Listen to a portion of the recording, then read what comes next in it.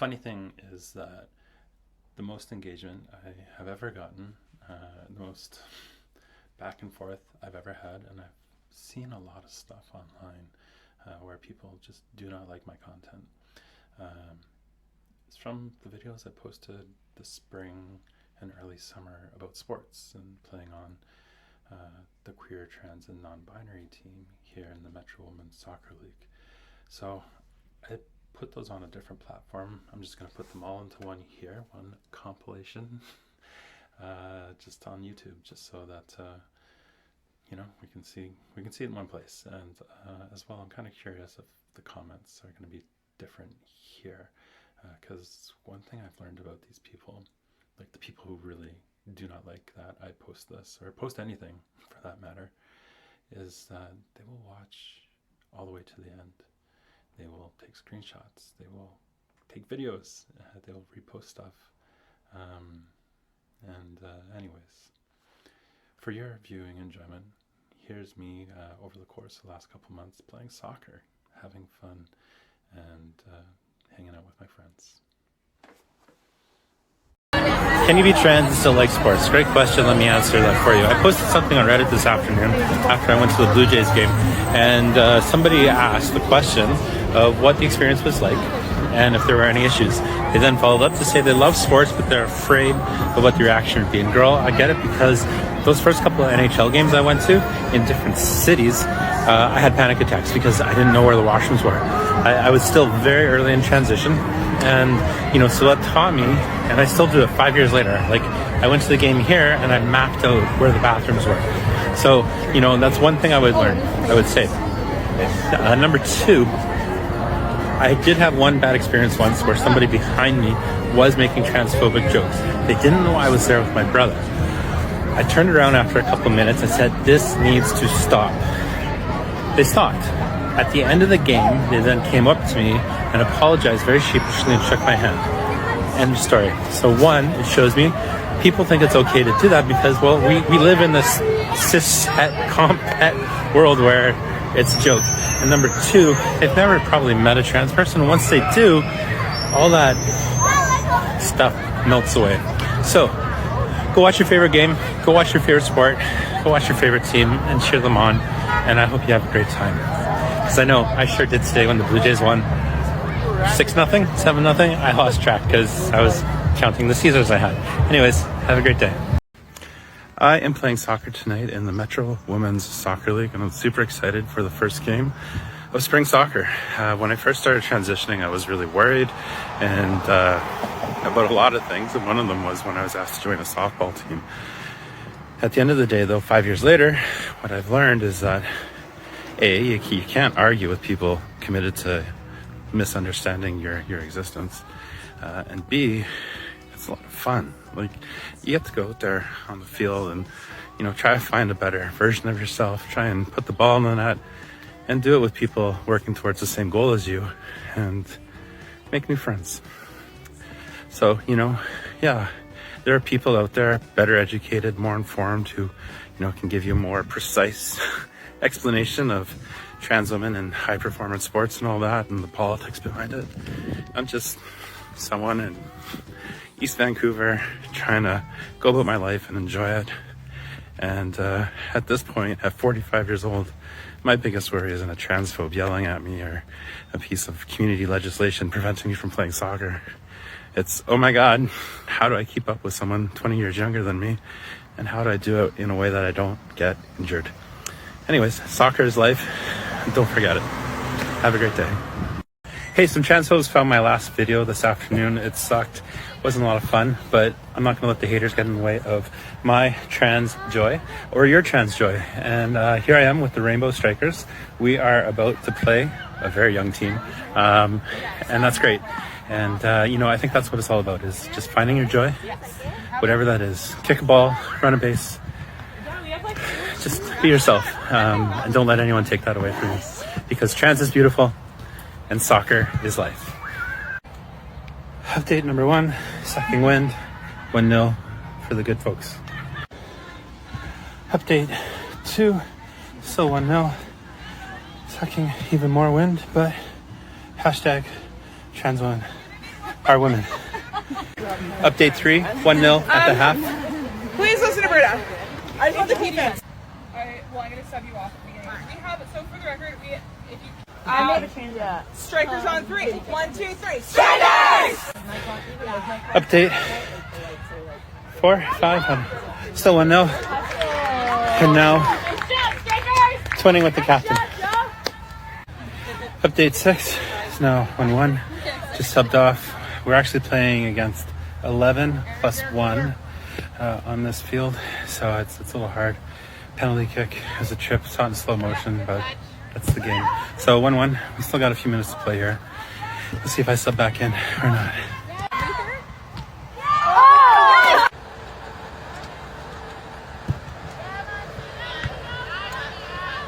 Kira! We love you, Kira!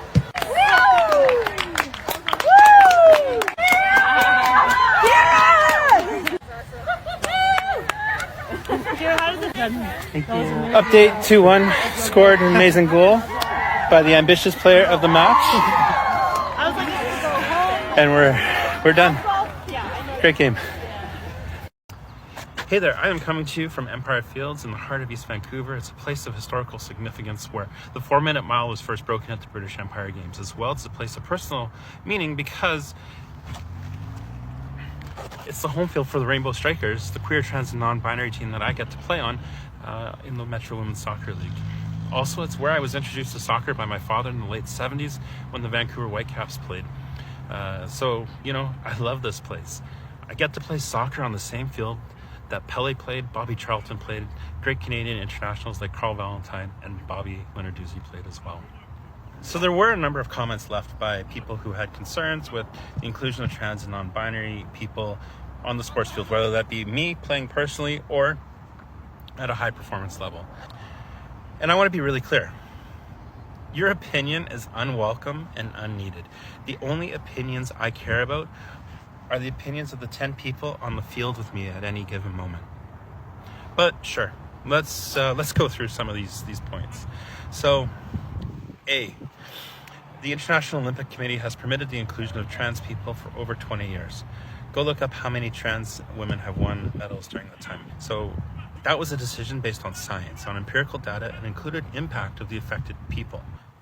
B, the video I made was for queer and trans people and was meant to encourage and uplift them and, hopefully help people get on the field, kick a ball, run a base, whatever, have fun. I believe sports is a way to connect to a better version of yourself, and it's a way to connect to people around you and just have fun. It wasn't meant for internet randos to come by and offer criticism of us having a good time. And C, I want to be really clear, I'm not going to be gaslit into thinking that standing up for my rights and the rights of people in my community is at all exclusionary or oppressive. We can create a world that is inclusive and celebrates the achievements of all athletes. So let's debunk one of the myths that trans women have an unfair physical advantage. A lot of trans women have reported a loss of muscle mass, including me. I lost a shoe size upon starting hormone replacement therapy.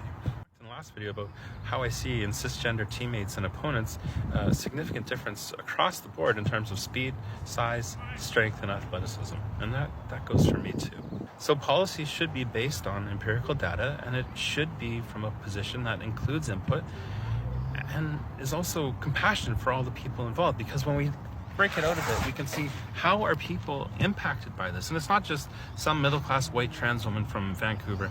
I'm talking about globally. How are people impacted by this populist movement that wants to exclude trans women from athletics? When you consider that these changes that are required excludes Caster Semenya, for example, that doesn't exclude Michael Phelps, who has an unnatural ability to absorb lactic acid. Go look that up. Justice for one group should not come at the expense of justice for another. And so for the person and for the people who left the comments about the inclusion of trans women in sports, I hope you understand now why your comments are unwelcome, unneeded, and unnecessary. And to everyone else, let's keep fighting for a more inclusive world where everyone is welcome, regardless of gender or sexual identity.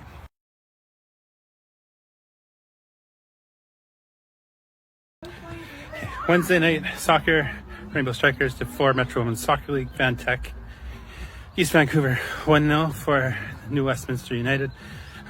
They come from the original capital, British Columbia, not the oldest settlement in BC, that's Fort St. John, of the settlements, not the proper settlements, but anyways, 1-0. And on the way here, I was thinking about safety and inclusion and the importance of creating safe spaces and how we can all enjoy our time on the field better if we're able to come to the field fully as ourselves. And the relationships we have with our teammates and with winning. Winning is more fun when you get to be yourself. So is losing, but especially winning. Anyways, there's this German coach and they say that the ball is round and the game is 90 minutes. Or der Ball ist rund und der Spiel dauert 90 Minuten or something like that. I'm pretty close. Anyways, see how the game goes. First sub of the second half, we just scored 1-0. Last season's leading scorer, Cal, and playing a real great game. Trying to keep up as hard as I can, but as you know, trans women have an unfair physical advantage. So the Metro Women's Soccer League has a inclusive language policy from the sidelines, and there is training that the coaches and the refs are supposed to go through. And one of our non-binary players was getting misgendered by the other coach. Our coach said, "Hey, they, them." They didn't listen. Happened again, so I just went and had a word with the ref because I got to be captain at the start of the game, so I think I'm allowed to do that, right? I don't know. Anyways, pronouns matter. Like, it's not a big deal. It shouldn't be a big deal, but it is a big deal when people ignore it. Like, really, that's what it comes down to is don't be a fucking dick.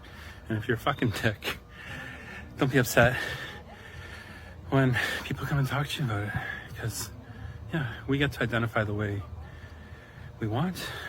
And trans men are men, trans women are women, and non-binary people are who they say they are. Anyway, it's still 1-1. And we're playing real hard. And some real impressive plays out there. A real impressive game today. I mean, you know, Danny Travel was playing against the So our leading scorer last season and scored a goal tonight just shared great trash talking. Doesn't have to push because she can run faster. And yeah, great game, 1-1. It was awesome.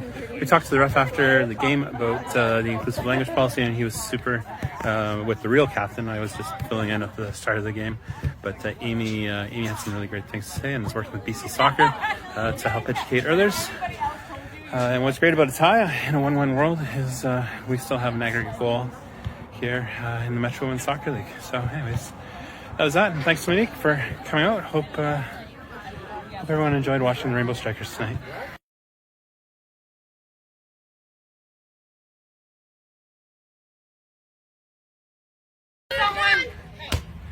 One more, Purple, it's you! I am here at Clinton Park in Vancouver and about to play soccer again. So, you know, whenever I'm here, I always think about this story from about 25 years ago where this off-duty cop was walking his dog and he miraculously found $1 million. So I'm going to be looking for loose bills and not necessarily loose balls tonight. But I want you to picture this. It's 1995 and Ace of Base is still on the radio. You know, when I was a Croatian kid in East Van, I went to Notre Dame, which is just a couple blocks away. We didn't have a grass field at the time, so this is where we had all our PE classes. And I was just a scared trans kid in the closet at the time, just terrified to authentically be myself. So it's a bit of a full circle moment for me coming back here to play soccer now as out and proud and maybe a little loud trans woman. But you know, last time I scored a goal, I was 17 and on this field, 1995. So it's been 28 years since I last scored a goal. So yeah, a bit of a goal drought, but who's counting? It's like my soccer skills went on vacation and forgot to come home. You know, if you're struggling with your identity in the same way that I was all those years ago, I didn't come out till I was 40, and I've been there. It's hard. It's not easy. But here's two things that I think really helped me as I kind of started to get closer to taking that step to coming out. And yeah, not easy. It's hard, but it was self-discovery and starting to, really understand myself more. Support groups, finding supportive people to help you get through when times get tough. Like, if you got the best people behind you, you can take anything on. And art, self-expression, like photography was my thing. And you'll see me occasionally post on Instagram or Twitter just some cool banger shots that I've taken. Maybe I'll do some photography stuff here on TikTok, TBD. So tonight as I get on the field, I'll be doing more than chasing a ball. I'll be chasing the dreams of that scared teenage kid here in East Van from 25 years ago. If you're driving through the neighborhood and you hear audible gasp from the field, maybe it's because I had a chance to end that drought. So, like I said, not always easy, but it's worth it. And I really hope that you get the chance to chase those dreams on your own as well. Catch you on the flip side. Thanks for tuning in, and stay tuned for more soccer. It is 5-0 for the Rainbow Strikers here at Jericho Beach. A little bit past halftime, and I've dealt with a lot of really hateful comments over the last few weeks, and whenever I'm playing sports, because trans women in sports create an unfair advantage. I touched the ball twice today, though. The other team's down a player because of a red card, and it just makes me think, like, all these comments, all these people commenting, they probably just want us to get participation medals or something, participation ribbons. Is that what you want? Because sports by its nature is unfair, and a win is a win. Oh, God. And my team is the best team in the whole entire world, and I'm tagging them all. So I'm subbing off right now.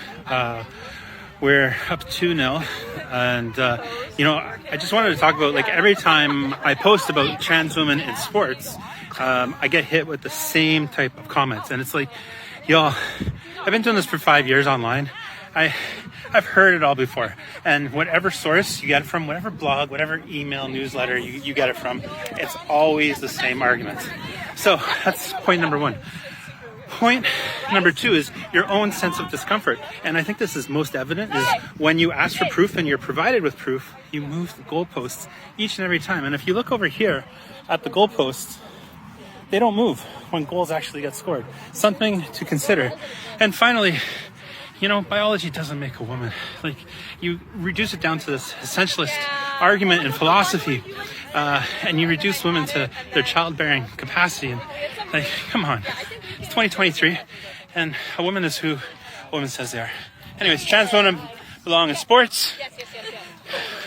Have a great night. Hey, last game of the season here with the Rainbow Strikers. I'll be in Toronto next week, so I'm going to miss it. I've waited till the very final game to hurt myself. I've kind of twinged my groin here, and so I'm sure you transphobes out there are going to have something to say about that. So, make a comment and pretend I've never seen that comment before. But I think the most funnest thing I've enjoyed this season is upsetting you transphobes, because trans women belong in sports, trans women belong on the field, and my teammates totally support that. Anyways, trans rights are human rights.